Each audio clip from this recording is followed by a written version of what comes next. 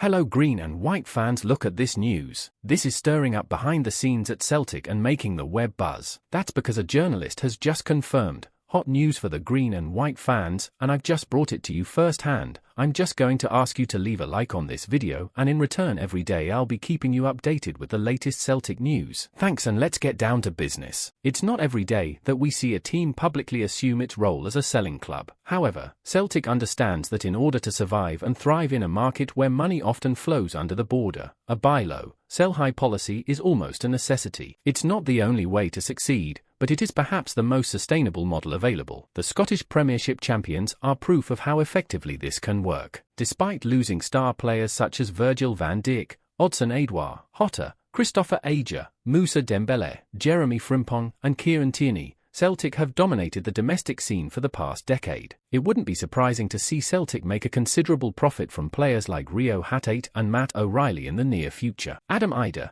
meanwhile, is the kind of signing typical of the Hoops: young, talented, and full of both footballing and financial potential. Idah, who turned 23 in February, piqued Celtic's interest after scoring 9 goals in 19 games during his loan spell from Norwich City in January. HITC understands that Brendan Rodgers' side are hoping to clinch a deal in the region of £5 million, while Norwich want something closer to £8 million.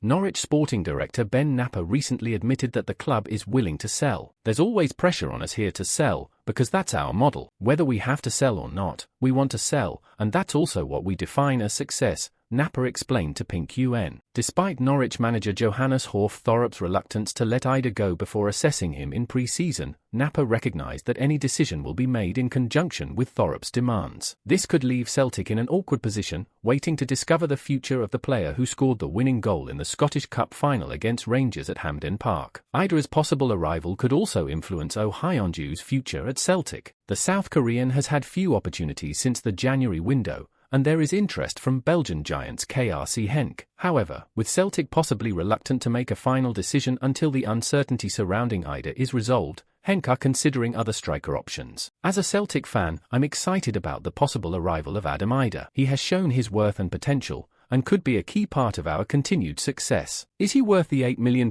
Norwich are asking for? Leave your comment below and share your opinion on this negotiation. Let's debate whether Idah is the reinforcement we need to further dominate Scottish football.